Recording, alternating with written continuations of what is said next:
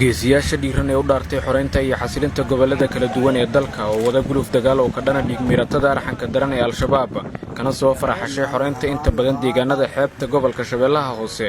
ayaa markaan si gaar ah diiradda u saaraya xoreynta degmooyinka Jiinka Webiga Kulaale ee gobolka Shabeellaha Hoose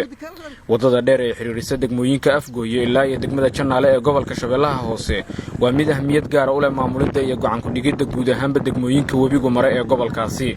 wadadan waxaa ku yaala ilaa iyo 4 buundo kuwaasi oo haddii ciidamada qaranku gacanta ku dhigaan ay si cad uga dhigan tahay in argagixisadu lumiyeen guud ahaanba maamulidda deegaanada gobolka Shabeellaha Hoose ciidamada xoogga dalka oo bilowgii howlgalkan bagaaray guulo waaweyn oo la taaban karo ayaa weli wada baacsiga kooxaha nabadiidka ah ee ku dhumaalaysanaya deegaanada farakutiriska ah ee kaga hareen gobolkaasi magacaygu waa Maryam Sidi Cali Shariif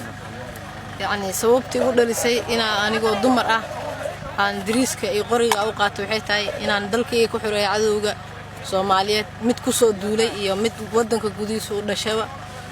marka waxaan leeyahay wadanka anaga iskala qof wadanka naga xiga ma lahan qof walba muwaadin Soomaaliyeed oo wadanku u dhashay waajib asiga saaran waa in uu wadankiisa u xireysto howlgalla ballaaran oo isdaba jooga iyo ciidamada qaranku ka fuliyeen deegaano dhowr ah oo hoos taga degmada la xoreeyay oo Awdhiigle waxaana deegaanadaasi kamid ah deegaanka Tooratooro oo ahaa saldhiggii ugu weynaa ee argagixisadu ku lahayd koonfurta Soomaaliya Ibraahim Cali Aadan Najax gudoomiyaha gobolka Shabeellaha Hoose oo ku sugan furimaha hore ee dagaalka ayaa qadka taleefanka ugu warramay warbaahinta qaranka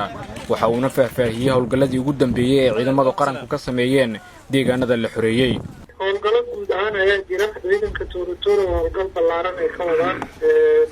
sidaas la mid ah deegaano fara badan oo kale ayaa jiro ciidamada hadda sida tuulooyinka Shaangare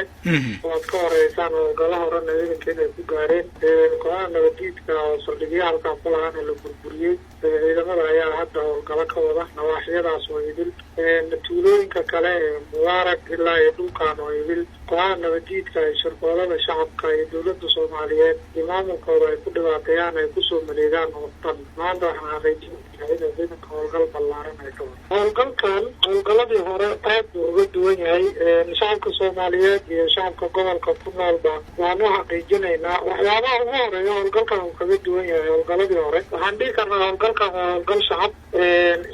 shacabka ayaa qayb ka ah ciidamada ayaa hormuud ka ah maamulka ayaa qayb ka ah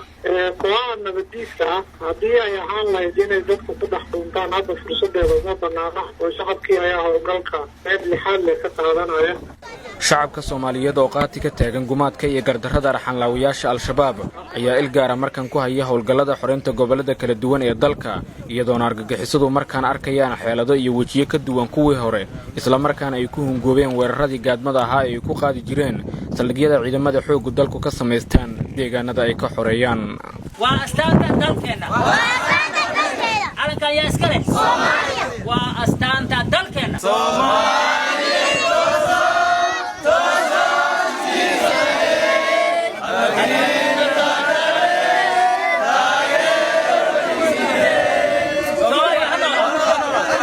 شعيب محمد علي ورباهنت قرنك مقدشو